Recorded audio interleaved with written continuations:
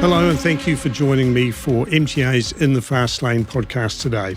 This episode we're going to be looking at one of the biggest issues facing our country, and that's crime. Now I should say at this point we're going to be discussing some sensitive material specifically about violent and sexual crime. So I would advise that if that's something that might upset you, you perhaps don't listen to this episode. But the reality is that for most of us, crime is a reality that will affect us at some point in our lives. Whether it's theft, assault, sexual abuse or even murder, chances are we'll know somebody who's been affected if we haven't been ourselves. It's an issue that's top of the agenda for all political parties this year, as it should be. Our guest in the Fast Lane today occupies a unique role and has worked with victims of crime for many years. She's the government's Chief Victims Advisor. Her name is Ruth Money, and she joins us today in the Fast Lane. Welcome, Ruth. It's lovely to see you. You're looking very well, and great to see you again after many years when we first made contact. It's been a while. It has been a while. Thank you. And lots to cover today, a lot of stuff to talk about. And thank you for all the tireless work you've done for victims of crime in New Zealand. You'll already be familiar to a lot of people listening and watching because you've made many appearances in media over the years. Yes, I have. That's not why I do it, but it is part of the role, yes. Let's talk about your current role first as Chief Victims Advisor. And then perhaps after that we could sort of go back a little bit and talk about how you got there and then some of the bigger picture issues around crime as well, if that's cool. Yeah. So tell us about the role. What does the Chief Victims Advisor actually do? Well, the official line is that I give independent and contestable advice to the government around victims' kaupapa. So it's all about what can we do in the wider system than just justice, but I do report to the Justice Minister primarily to improve things for victims and survivors of crime. So that could be anything like I could give some advice saying sentencing for driving that causes death needs to be reviewed, and this is why I believe it should be, and here's some expert evidence as to what other jurisdictions do, etc., etc. Or it could be as basic but still difficult as operational, saying we've got 10,000 victims that are still waiting for their reparation payments to be made. How do we help the Ministry of Justice operationalise that? Right. So to be clear, you're not sort of acting as a supporter for victims directly anymore. It is that more advisory. I am a systemic voice, so I will comment in media and give advice around systemic issues for victims and survivors. But I previous to this, which we may well get into, for about 15 years, I would be advocating for a particular person or particular whānau with their individual challenge within the system or their experience of crime.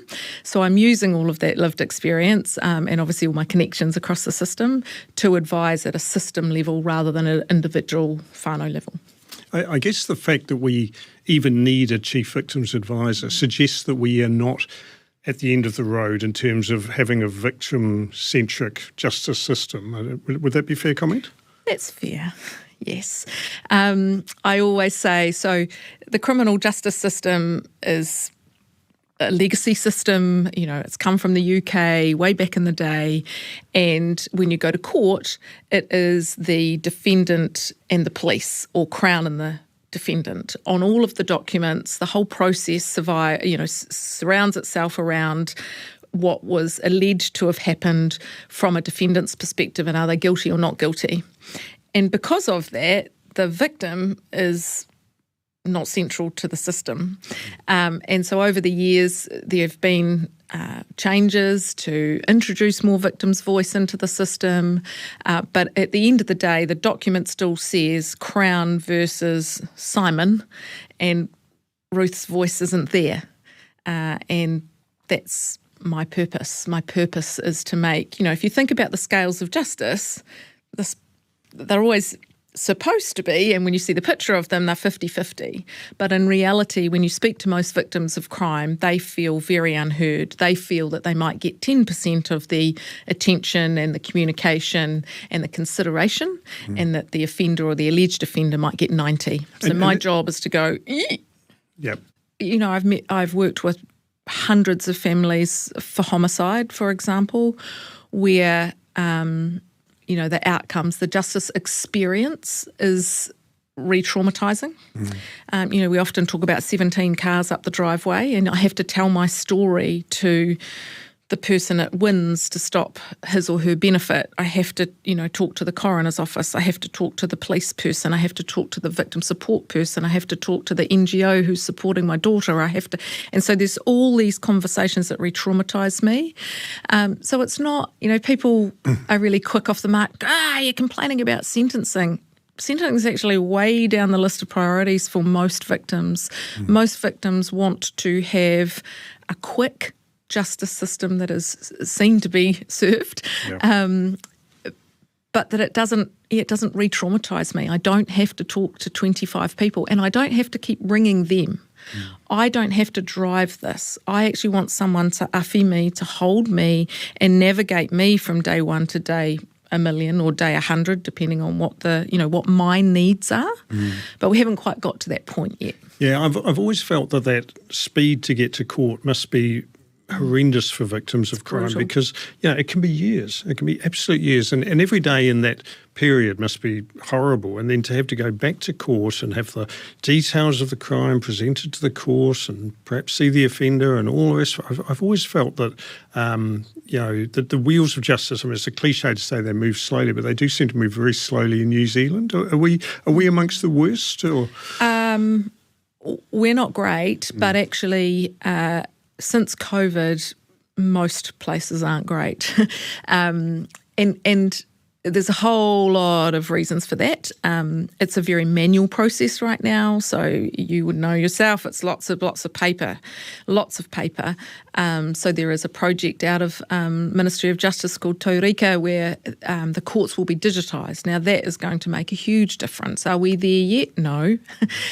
Do we need to get there? Absolutely, we need to get there. So there are definitely work streams happening to improve what they call timely justice, because the backlogs of cases, that it's just brutal. You know, I've got families who I was supporting. It's actually a year ago today that I started this job.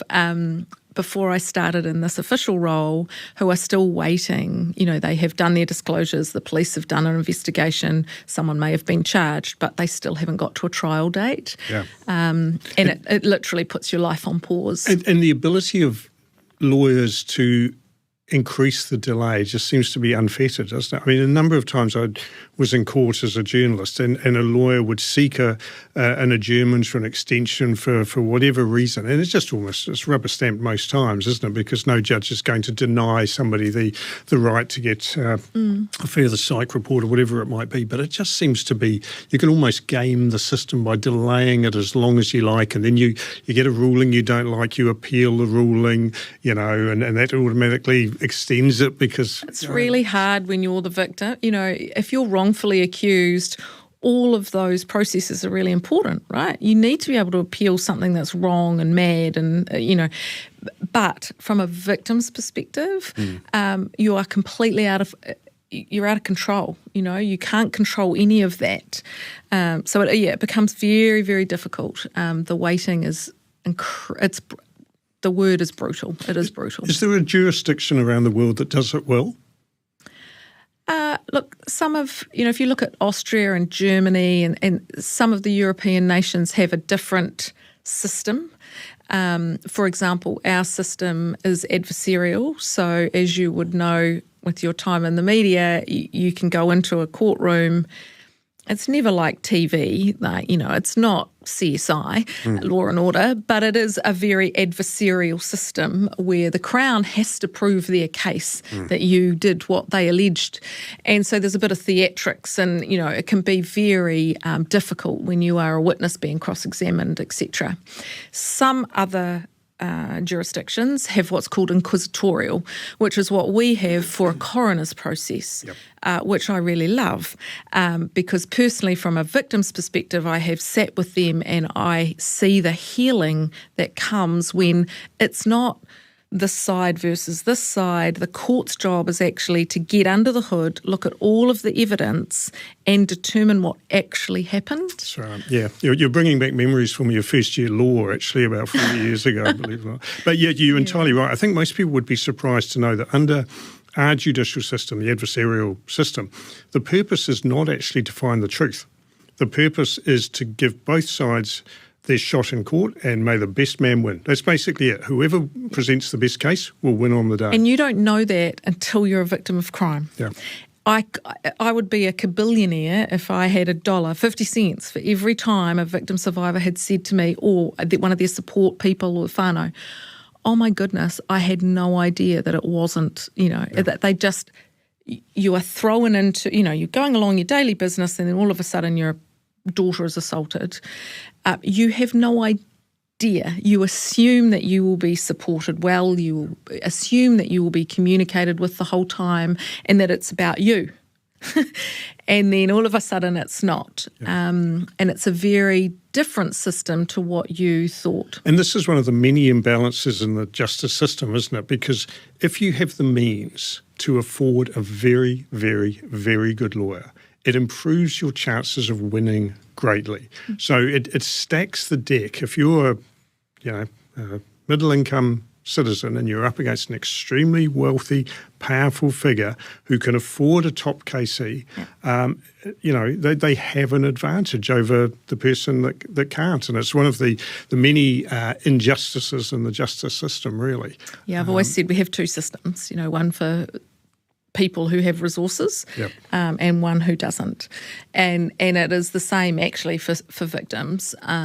If you can afford private therapy, if you can go to a lawyer who will give you some advice around what to expect next, etc., you're not in control. You're never in control because you're not a party to the proceedings, like we said before.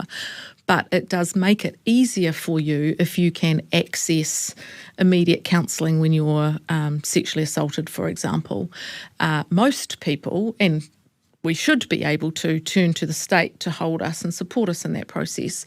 But there's about a 14-week on average wait list for sensitive claims out of ACC. So 14 weeks is a long time. Yeah. And these outcome or these system delays and inefficiencies, and that's why I'm working really hard to take away all these silos and this kind of fragmented approach. That all changes the trajectory of your life. So I dream of a day that you come in, you disclose, or something's happened to you. God forbid something's happened to you, but you're held from that point consistently and professionally, all the way through to whenever you need it, and you can dip in and out of it. You might be having a good few years because someone's incarcerated, and you can get your life back on track, and then all of a sudden parole happens. Or it's your wedding day and you're triggered.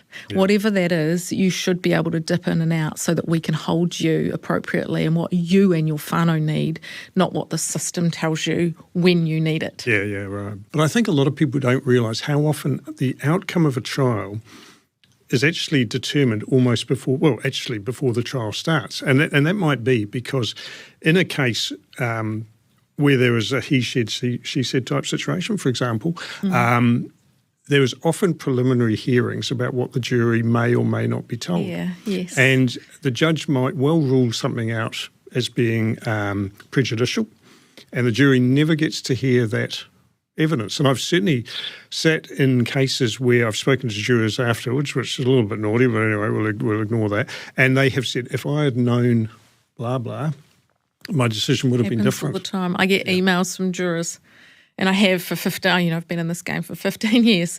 I have often been approached by people who have been on a jury, and they either say, we should have known that, or I am so horrified at the outcome of that. Yeah. And you will have seen the same thing. Sometimes juries, so for example, you only have a sentencing after there's a guilty verdict, and that's, sentencing can be 6 to 8 weeks after that, for example. Now, sometimes, and the jury gets told, so sometimes some of the jury members come back in to see the sentencing. And I worry about the health of our juries too. You get paid $60 a day or whatever it is. So that's very difficult for people who run their own businesses, people who can't get childcare. So I'm encouraging a look at how we pay our jury and how we select our jury. And there is actually an amendment bill in front of, in fact, I think it's at second reading, which will introduce some technology into the whole jury process, which means that you won't have to show up Monday and then get sent home and come back Tuesday and get sent home. Yeah. We can allocate you to a jury pool a bit more efficiently, which will be good for everybody. But again, these legislation changes are slow because there's just so much legislation going through. But anyway, when that happens, that will be more efficient. However, and yes, you are offered EAP counselling once you've sat on a jury. But I worry about the health of, it is your civic duty, and I encourage everybody to be on a jury.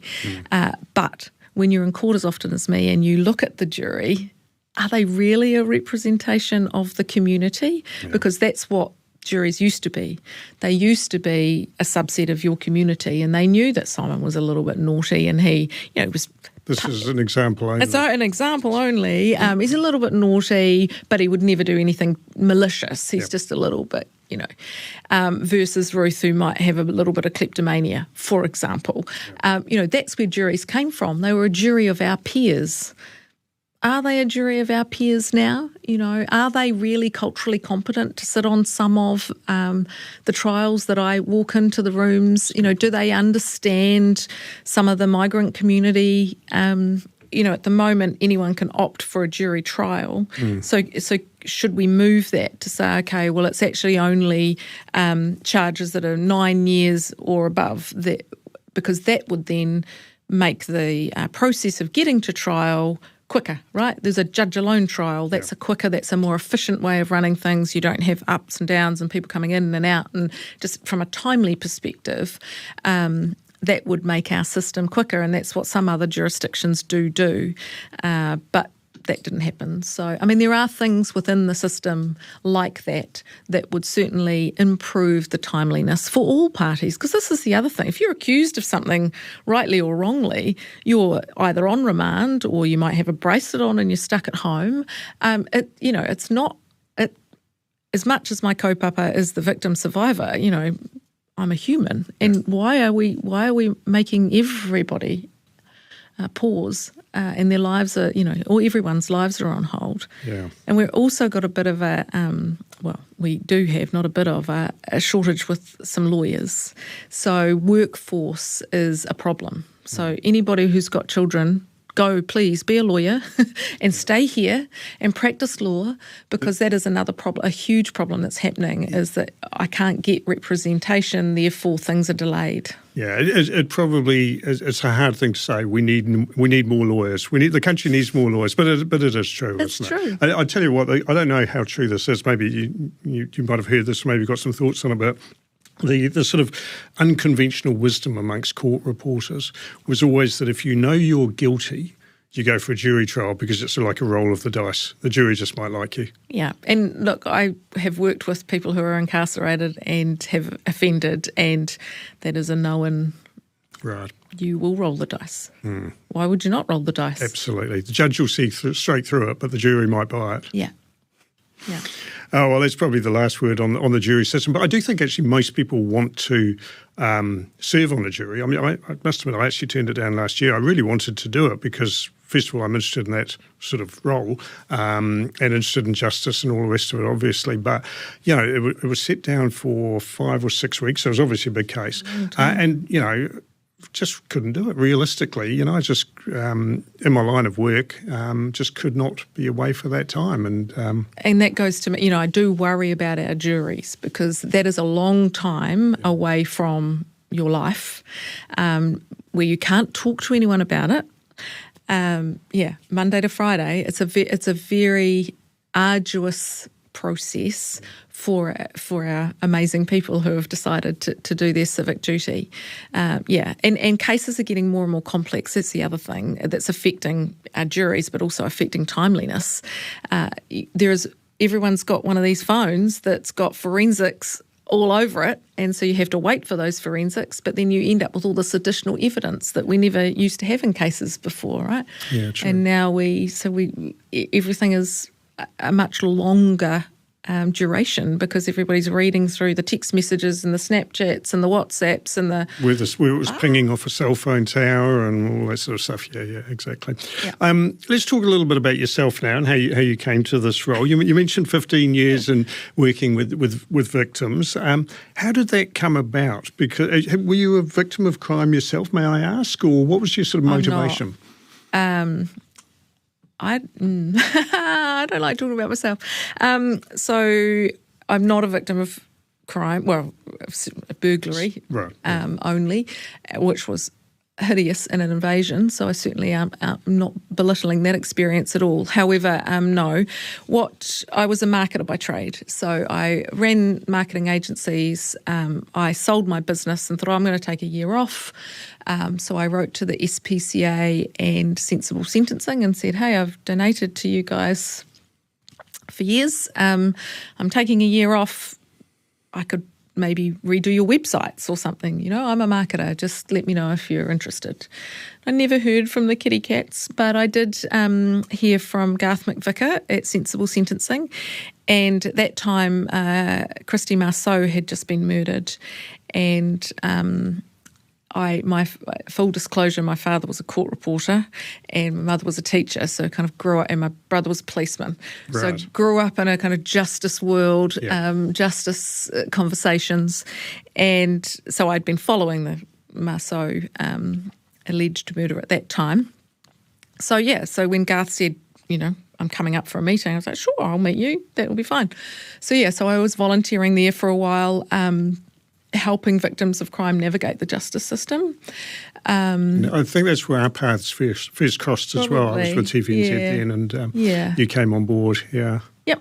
And I think that was easier for that group because Garth is in the Mohaka Valley in the kind of Napier-ish way, whereas I was Auckland Central, and so I was able to kind of get to things easier. And as much as I didn't really enjoy cameras in my face, I wanted to be the voice for victims, so I just kind of didn't watch it and gave a comment. So that was my mahi for a long time. And then I left there and was Ruth Money private victim advocate because I thought, okay, what should I call myself? I don't want to set myself up as a charity or anything, and I don't want to get paid for my mahi because I want to be able to throw bombs and change the system. And I thought that if I'd applied for funding, that would make my role difficult.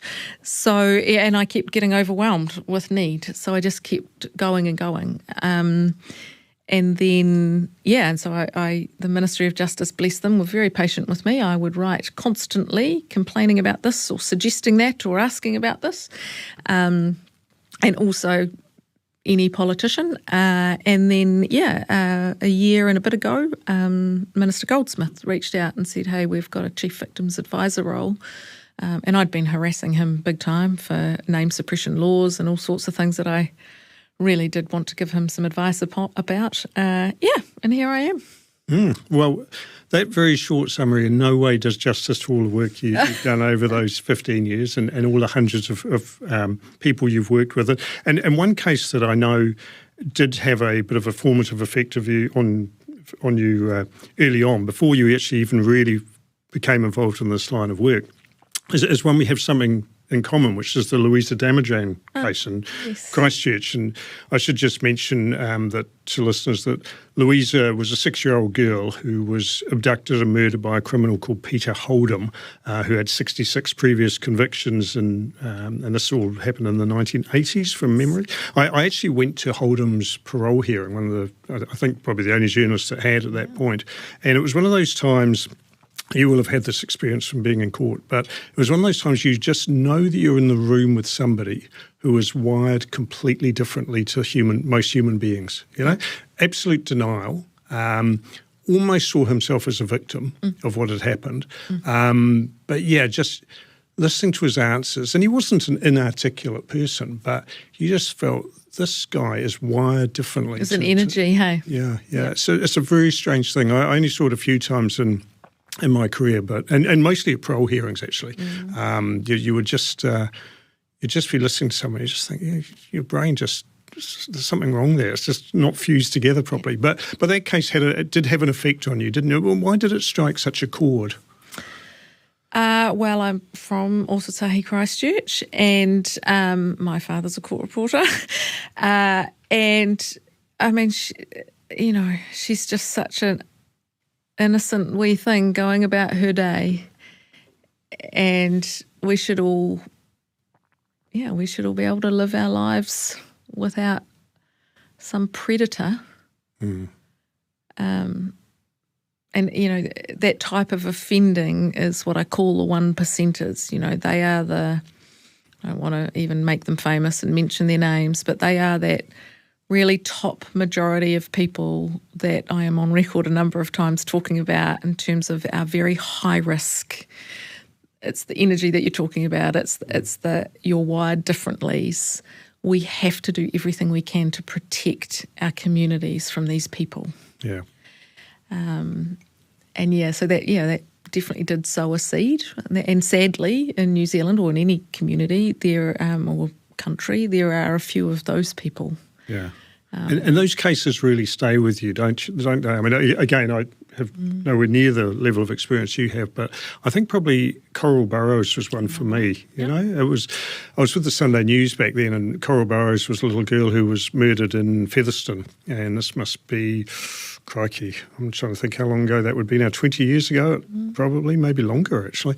And, I'd drive over to Featherston every day from Wellington, and it was just horrible, Everything about it was just awful. She's just this little girl who, just a victim of senseless violence, and there was just no redeeming qualities to the crime or the person who committed it, and the environment was horrible, and you just thought, it's just such a tragedy. See a young victim just never really having a chance. It's just awful. No, that's right. And the devastation, we talk about the ripple effect, and everyone says, look at this poor person's family, and that's right. That's absolutely right.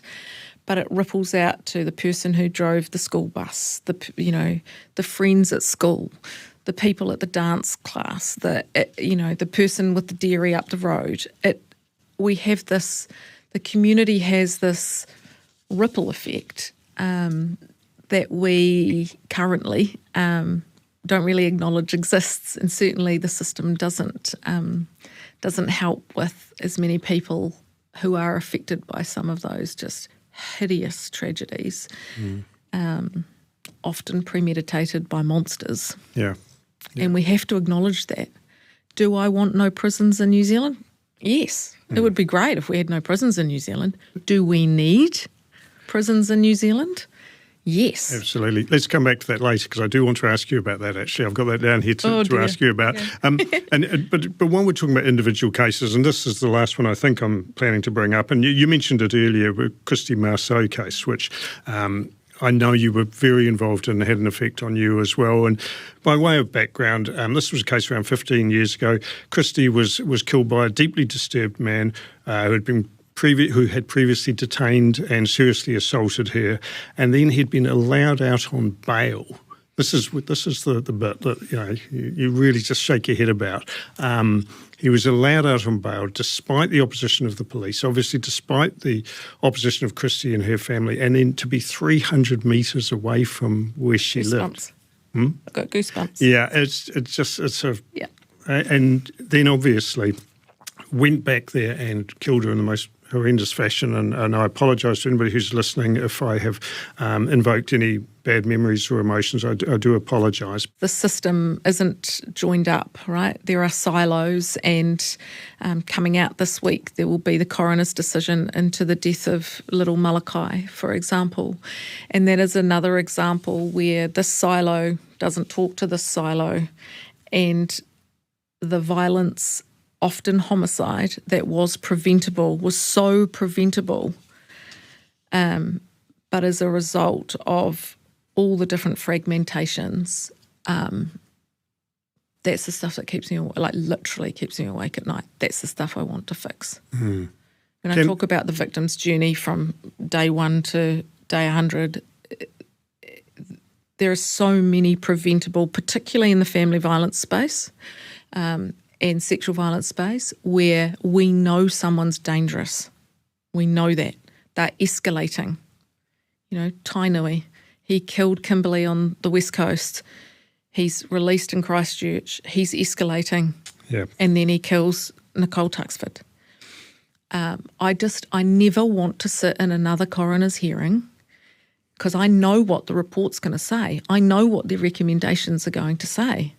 Police, you need to talk to, corrections, you need to talk to, oranga tamariki, you need to talk to.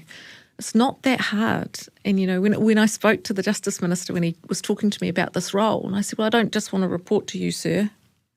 This, for me, this kaupapa is human. It's humanity.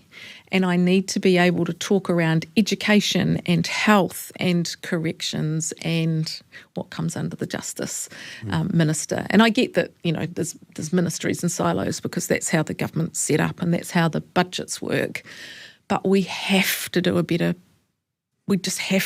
job across the system, because that's where I see most of the preventable failures happening.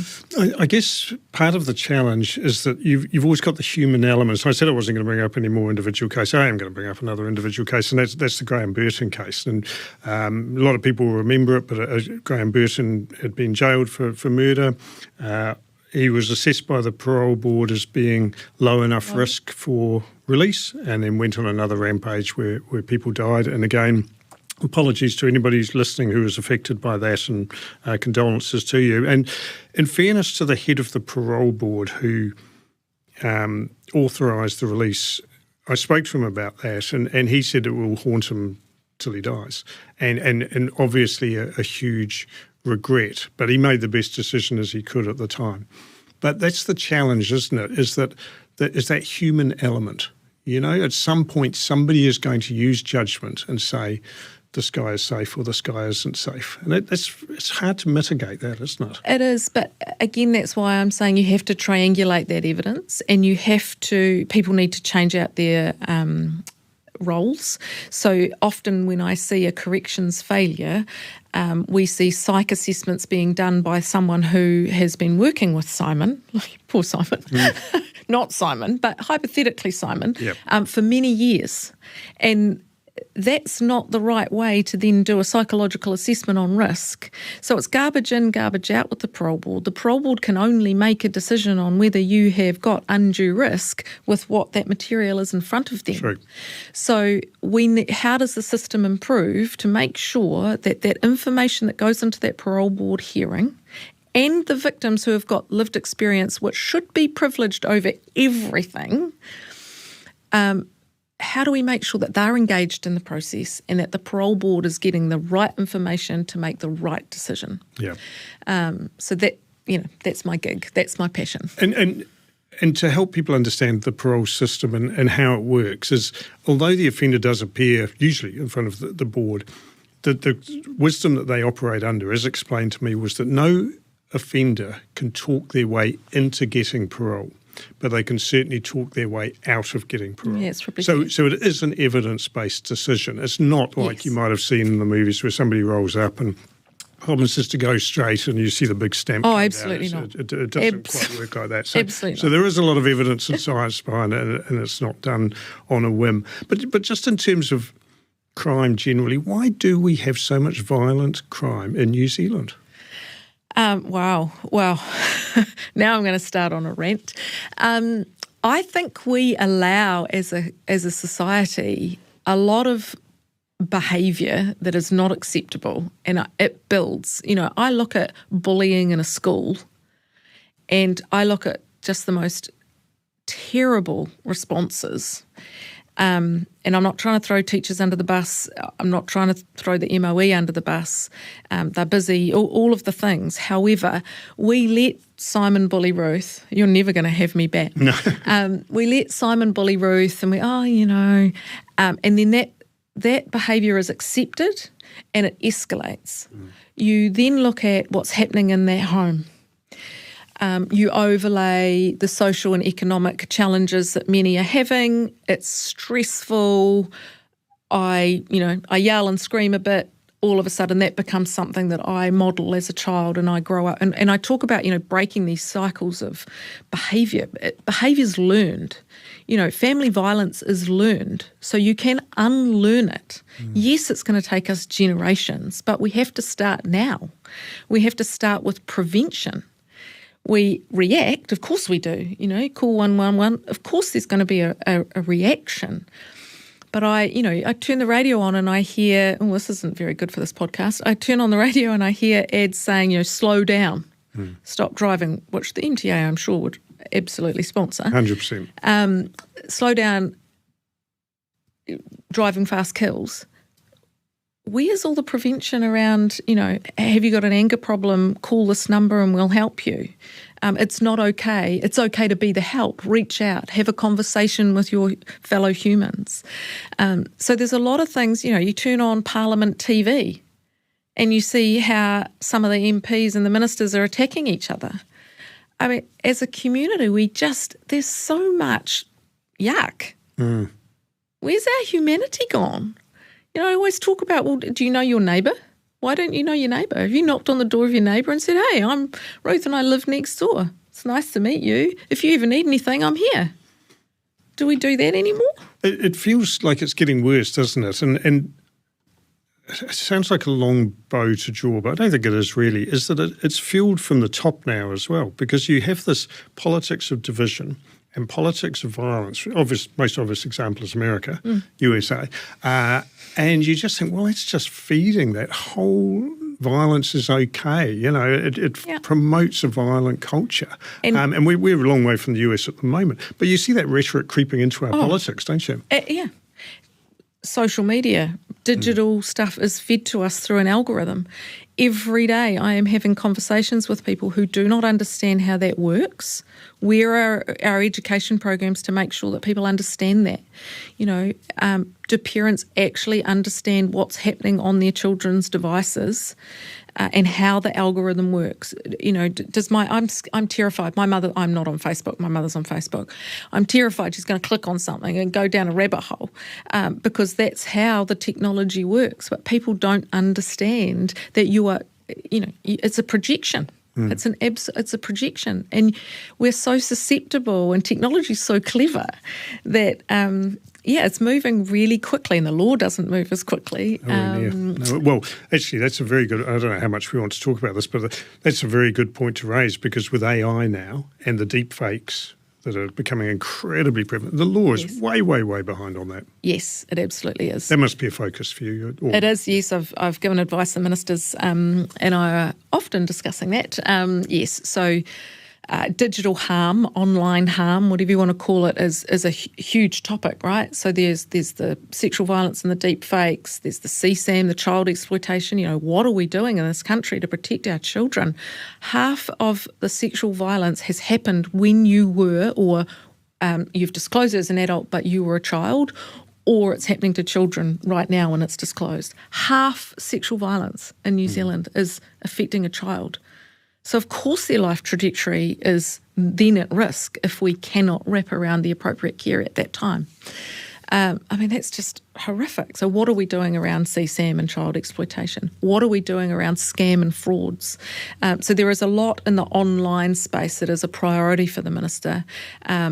Multiple ministers, actually, because we've also got Erica Stanford, for example, who's the Workforce and Education Minister. So she's across that part of it from a child safety, children online perspective. There's Minister Simpson from an online and anti-scam perspective. So what does the response look like to stop offending online and protect us in New Zealand, and if and when it does happen, support our victims on the way through.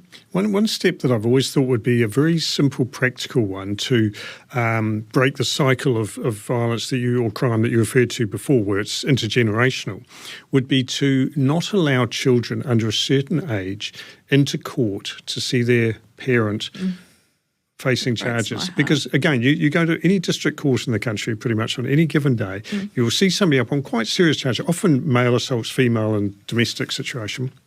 And the children are there to watch the process. Now, I actually mentioned this to Judith Collins one time years and years ago, and she was supportive. She was like, that's actually good thinking. But as soon as it got run past some civil libertarians, they threw their arms up and said, no, you can't deny somebody the right of their children there. And I get that argument, but to me it's normalising the situation. I've written a piece of advice around there are so many gaps in our wider system when it comes to children. They go to court and they see that.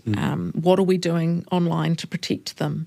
What is the response in education like? Where is their consent education at? And what does that look like? Because with harmful sexual behaviour, they need to know their safe words. They need to know who to disclose to. And the people that they're disclosing to need to know how to react properly and not brush that under the carpet or not ruin the disclosure from an evidential perspective. There are so many gaps in our system. When there is a family harm incident in the house and the police show up and they might give a protection order or they might give a police safety order where mum and dad, whatever it looks like, are pulled apart for 3-5 days. Yep. What happens with the children? Is anybody arriving to hold those children immediately? Like we will find out this week with the coroner's inquest into Malakai. When we are incarcerating people, have we checked that they have children? Have we checked that they understand the consequences of what might happen now and what is going to be the best for the child? There are so many gaps in our system. It blows my mind that we do not prioritise children. Yeah.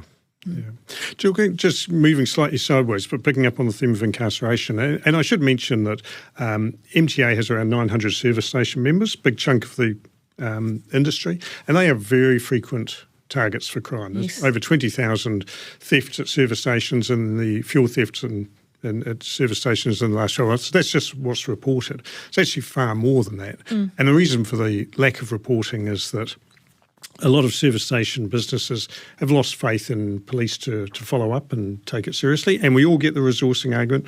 Difficult for police. They've got to prioritise.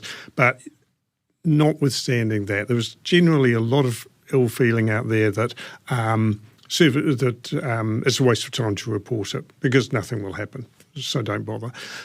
And then the second part of that feeling is that even if it is pursued through the courts, I should also add there's a lot of violent crime against service stations as well, smash and grabs and ram raids have declined considerably. Different story, but anyway, we'll stick with the general principle. And then once they do get to court, there is the feeling that offenders get the proverbial slap on the wrist and, off they go and they're treated very lightly. So what's the point?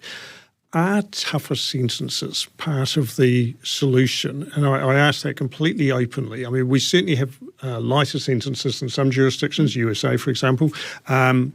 Is that part of the solution or not? I think for some crimes, tougher sentences are appropriate. But I do subscribe to the rule of law, which is that it's the judge's court and the judge needs to make that decision based on the material that they have in front of them, because every case is so different. It's so different. While sentencing is important, but actually for me it's about how we make the court process quicker for everybody. That would do so much good. While you are on remand, you are not able to access any help You can't start any courses because you haven't been found guilty of the allegation. So we can't actually get you any help right now, even if, you're crying out for help. While those delays are happening, the victim's going, well, I've been traumatised, where's my help? So there's also many victims, they do care about a sentence, but what they really care about is that that person cannot hurt anybody else like that again. Yeah. And, I have worked with, let's say, thousands of victims and survivors. If it happens to you and the police arrive or whatever, that's a slightly different thing. You haven't proactively chosen to disclose the crime. But I would say 100% of the people that I have worked with who have actively chosen to disclose, every one of their motivation, it is, I don't want it to happen to anybody else. Yeah. That is their top motivation. So it's not necessarily the sentencing, lock them away and throw away the key at all. It's about, because we all acknowledge these people will get out if they go to jail at all. So it's about how do you manage them? How do you help them recognise their triggers? Can you? Are they the 1%ers where we absolutely have to be protected? Or are they someone where we can integrate slowly, we can teach them, we can try and break into generational harm, we can get them a job, we can get them a driver's licence and let them actually retrain to do something. We can help them find their mana, which will, it's not one sentence is going to fix everything at all. It is a really complex beast. And I think that's why everybody challenges with it. I will always remember lovely Chester Burrows, God rest his soul, and he said, I was on a consult with Justice Minister Little with Chester, and Chester was our chair, and we had our first hui, and he sat at the front and he just went, well, this is how you eat an elephant. Where are we going to start? Right. That's so true because it's so complex.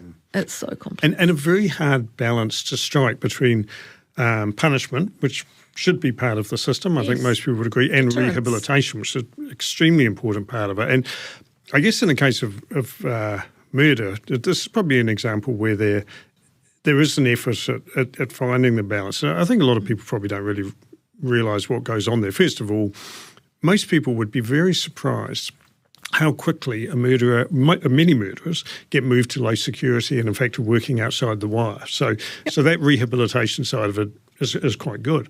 And then on the punishment side of it, I think that people should be reassured that when they hear that so-and-so got life with a minimum non-parole period of 10 years, 12 years, that does not mean 10 or 12 years. 99% of people who commit murder do not get parole at the first appearance. They get parole considerably later than that, if at all. But we don't tell people that, right? Exactly. So no one understands it, no one knows it. And so instead they just hear the 10 years and they're like, 10 years? But there's a lot of other work that's going on at the same time to make sure they are fit for I was at school a long time ago, but when I get on one of these rants, as I am now, some people say to me, we learnt that in socials, or we learnt that in civics at school. I'm like, oh, okay.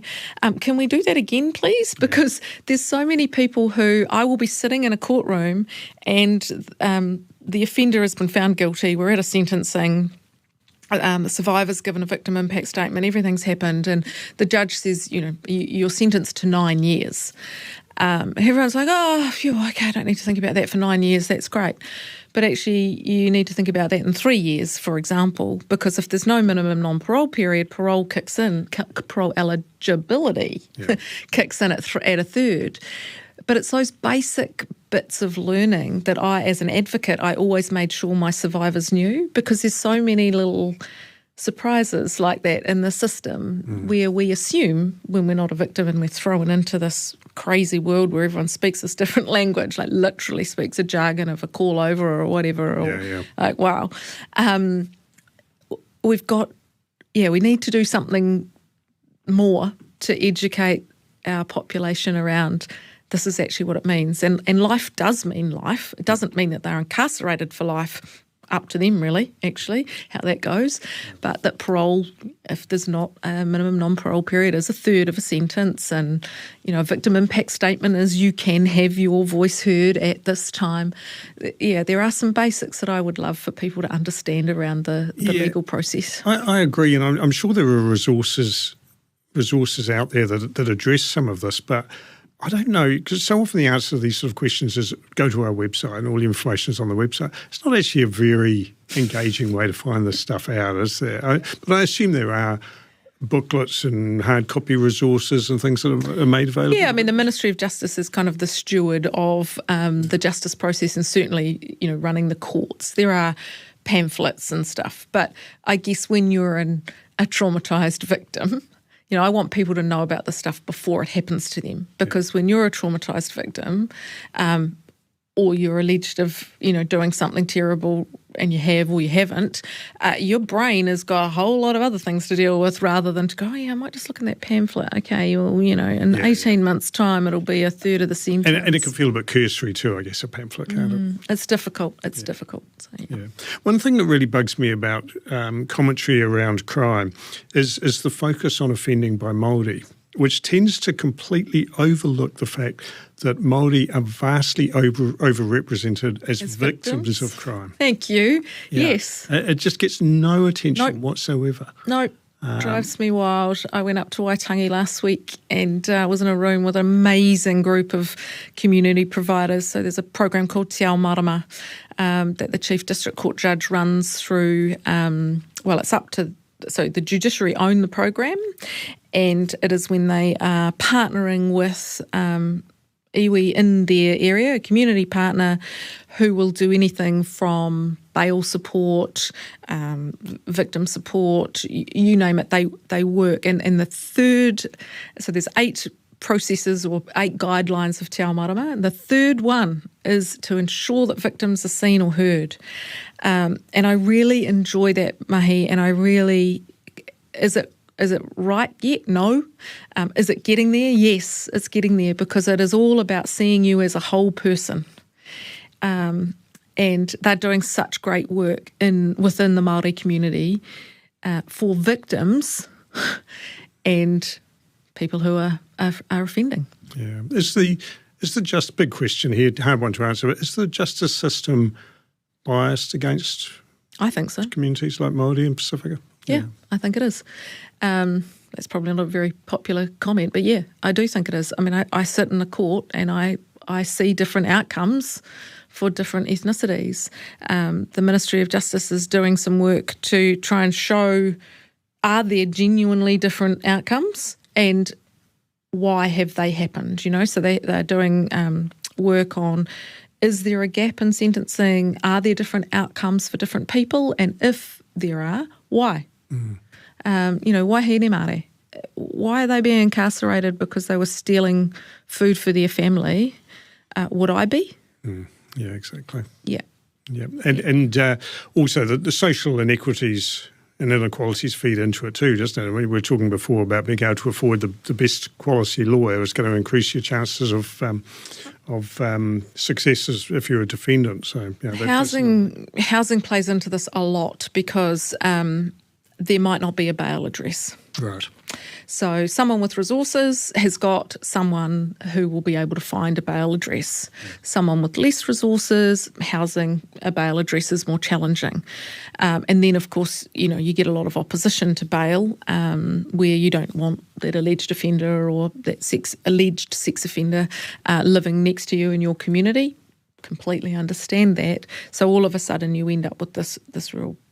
one of the main pressure points that I see is that we don't have enough safe places for people who are coming out of prison or who are, on wanting to get bail but are on remand.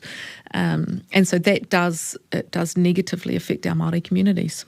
What did you think of Te Pāti Māori's call to abolish prisons by 2040? I mean, when you sort of first hear of having a society where there's no prison. At first it seemed a little bit cuckoo, it did to me anyway, but then when you start thinking about it a bit more, you actually see the merit in the argument. And okay, it's very, very idealistic and aspirational, but that should be the focus, shouldn't it? To create a society and a community and a country where you don't need prisons. That would be such a great way to live. Wouldn't it? Everybody should be striving for that. I don't think we can ever get there because of those people who are just wired a bit differently for whatever reason. And, community protection. I think this is the other thing. I'm not some crazy woke whatever. We need protection. The community's protection, the victim's protection actually needs to become number one, in my opinion. However, are there lots of people who are incarcerated who shouldn't be? Yes, I believe that is correct. I think the other thing that corrections probably isn't very good with their brand is, yes, they run prisons, but they also have many people in the community. They have a huge community-based service. So can we increase that? Can people be genuinely rehabilitated? And what does that look like? Because again, are we spending the right money in the right places?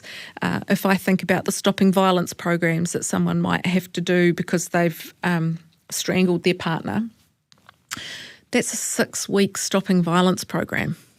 Really? 6 weeks is going to undo a lifetime of learned behaviour and anger problems? No, it's absolutely not. And I also know that many of those females, often females, have a worse experience during that 6-week program and after, because we can learn some tips and tricks on a 6-week program. Yeah, right. And so are we doing enough to then kind of monitor moving forward? Or do we just go, cool, you've done your 6-week program? Yeah. So what does true rehabilitation look like? And that's why I love the Te Ao Marama and the providers who are providing a wraparound service for a long period of time. They walk alongside that whānau. Because, again, that's humanity to me. That's not, thanks very much, you've done a 6-week project. I guess the flip side to having less prisons and greater rehabilitation and reintegration is the tough on crime approach. Now I know I don't want to put you in an awkward position where you have to criticise government, but I mean this government's approach to crime has very much been we're getting tough on crime. Makes a great headline. It's a great thing to be able to stand on a pulpit and say we're delivering, we're tough on crime. Yep. Is it actually counterproductive? Is it effective? Well, I think so. One of the government target that I work to is about less victims, and I'm all for that. So if you have to get tough on crime to have less victims, I don't have a problem with that. Do I think that we can be smart and effective with how we deliver strategies to achieve that? Yes, I do. And I could talk all day. I could talk all day and write a whole lot of plans operationally for corrections, for police, for Ministry of Justice, for courts, about how we can really operationalise what that means at the front line. Yeah. Because, victims are not seen and not heard. And so they need to know that someone has got their back, and they didn't feel like that. Yeah, and I don't want to bag government because I genuinely think they want to do something about crime. I genuinely think they've made progress, and I think there's a lot of good intentions and very good people in the police and justice area who are working towards that. But I just do wonder sometimes if there's a lot of police cars at the bottom of the cliff, and is there enough fences, or whatever the opposite of that analogy is, at the top of the fence? Have we got the weighting right where we're working in homes to stop people becoming criminals before they actually are? All that kind of thing. Are we neglecting that in favour of more cops, tougher sentences and all that sort of rhetoric? Well, I think you've got to start somewhere, and from a victim's perspective, we did want more cops. We felt like we couldn't walk around and be safe, and if you talk to some of those retailers where police don't have the ability to show up all the time, there's certainly those things aren't just optics, they're just operational requirements. Do I think we have the balance right, though, in terms of prevention? No. I don't think we do. What I would like to see is, and there is a group within the Ministry of Justice called the Centre, and it's the Centre for Prevention of Sexual Violence and Family Violence, and they are funded from MSD, ACC, police, corrections. So they are a multidisciplinary team that is supposed to be preventing, and so there's a national strategy, te ara rere kura, around what do we do workforce prevention, because we don't have any family court lawyers at the moment. How do you do that? Because otherwise we can't represent people to get protection orders and prevent harm happening. We don't have enough social workers. What are we doing there to make sure that we've actually got counselling and therapeutic stuff coming through? What does prevention look like in the home? How do we, the stopping violence programs, are they working? How could we make them work? Are they long enough, short enough? So that work is all happening.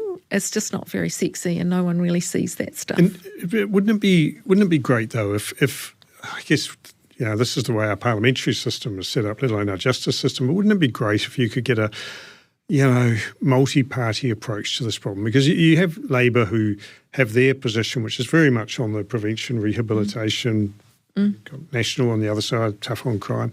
Wouldn't it be great to be able to merge the two, and get them working together? And we did. Together? Stalking legislation. True, actually. Good example. Thank you. Yes, stalking legislation. And I guess that's why it's not about me, but I love my job, because I can talk to every minister, it doesn't matter, any MP, everybody wants better outcomes for victims.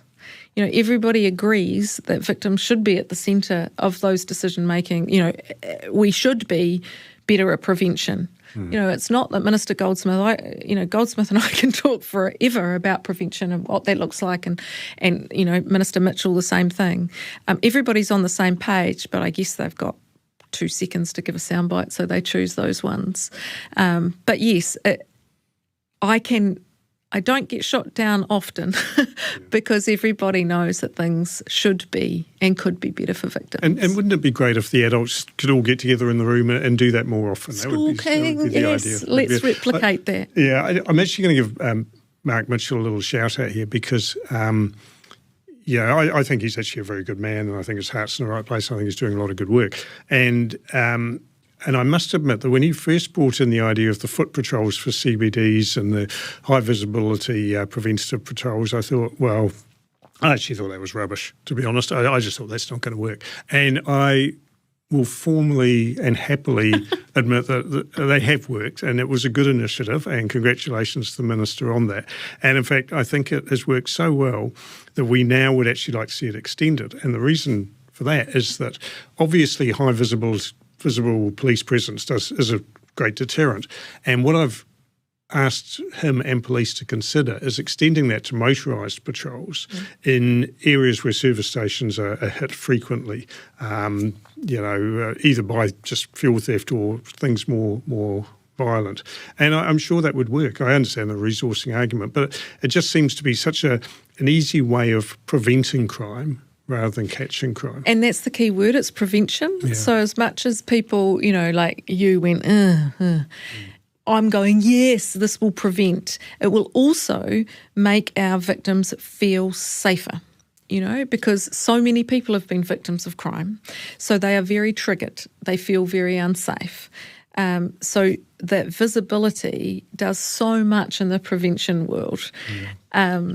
So there is a balance. It is happening. The gang patch one is another one that obviously must trigger a lot of people who have been victims of gang crime, and I think a lot of people were very sceptical about that when it was announced. This isn't good. Who's going to enforce this? Are they really going to break up a mongrel mob tangi to get the patches off? But the compliance has been incredible, isn't it? It's been such a success against many predictions, I think. I don't know who deserves the kudos for that, whether it's the gangs or police or the minister. But probably both, I imagine. Yeah, it's certainly worked, hasn't it? What do you think of the broken windows type approach to crime? I guess it's not a million miles from tough on crime, but I know this is another thing that MTA members sometimes say government should go back to, is the the broken windows idea where no crime is treated as too low level to follow up. You get a broken window, you follow up, you catch the person that did broke the window, you might stop them from committing a more violent crime next time. What do you think of that approach? Yeah, I mean, certainly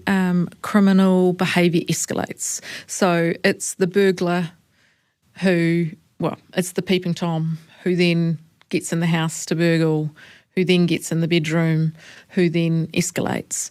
And that's a well-known fact that there is escalation within criminal offending.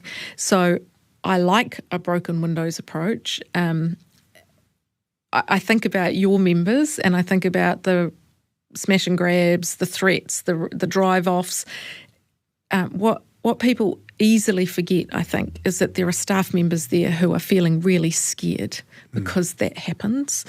And so what I would love to see a quicker response, I'm sure police would too, and a response to every call.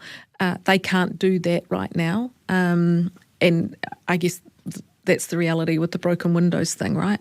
But a shout out to the Waiheke Police Station. I'm a little bit biased of where I live, but that is genuine community policing. So they have a route, they get in their car, they're not just sitting there waiting for a phone call, they are driving around, and of course it's a bit easier in our little district, but they're busy and they are driving around with their eyes and ears open, being seen. And that's kind of the broken windows. It's all about prevention. It makes me feel safer.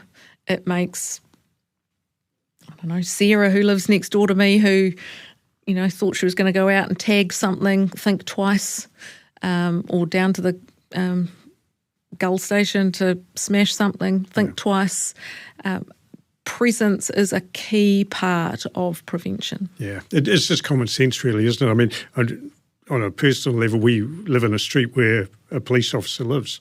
And I take great comfort in the fact there is a police car outside his house every day. And I'm sure it's a great deterrent to anybody who is, thinking of breaking into a house in the street. So, I mean, on a human level, it works. But I actually think it's great that we've talked today and great to have reconnected because it's been years since we spoke. And I'm really looking forward to seeing if we can work together a little bit because I know a lot of victims of service station crime, like others in the retail sector, it's a big, big problem, just don't feel they quite have a voice at the moment. And I would really, really like to work with you on MTA's behalf and on behalf of those businesses and those people who feel they just don't quite have enough of a voice and they're not really getting a fair shake from the system. So I really hope we can sort of stay in contact and take things a little bit further. That would be absolutely awesome. So great outcome. Look, we've talked about some very serious stuff today, which has been absolutely fascinating for me. I love the stuff, so I hope other people do as well. I find it all very fascinating. And should I also say that if you're interested in learning more about Ruth's mahi, please do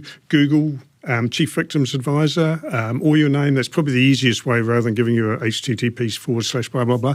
There's a good page on the Ministry of Justice website that explains everything that you do and it's got your bio. So if anybody is interested in either contacting Ruth or finding out more about her work, please do Google her and you'll find out plenty.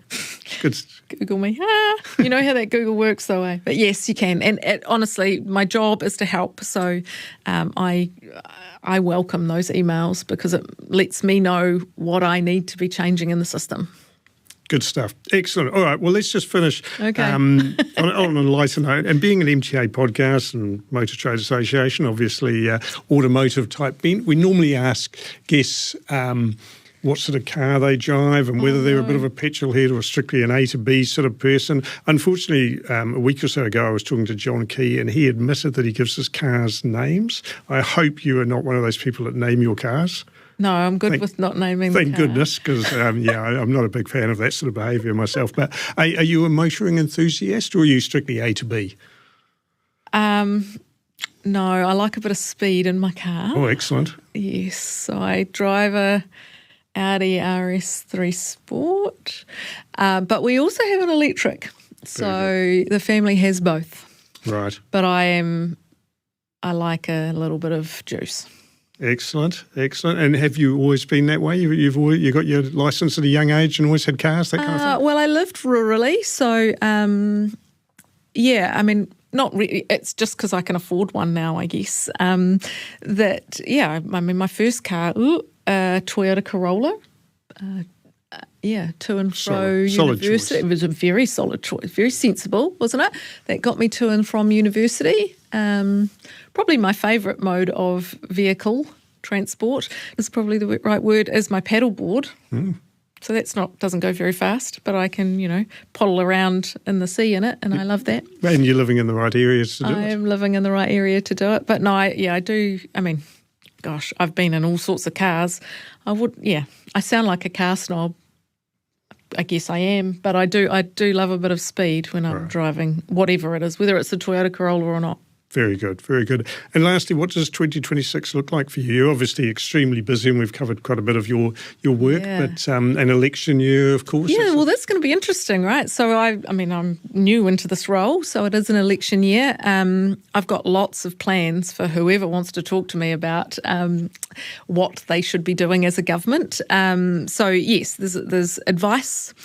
So I never stop giving advice, whether it be to the Education Minister, the Health Minister, Justice Ministers, police, etc., and operational. So my two top priorities are a website that will navigate you, whether it's you that is the victim survivor or whānau who are helping you navigate, whether it be sexual violence, homicide, fraud, whatever it is. So it will be a one-stop shop, one source of truth, because there's so much out there that you don't actually know what's right or wrong.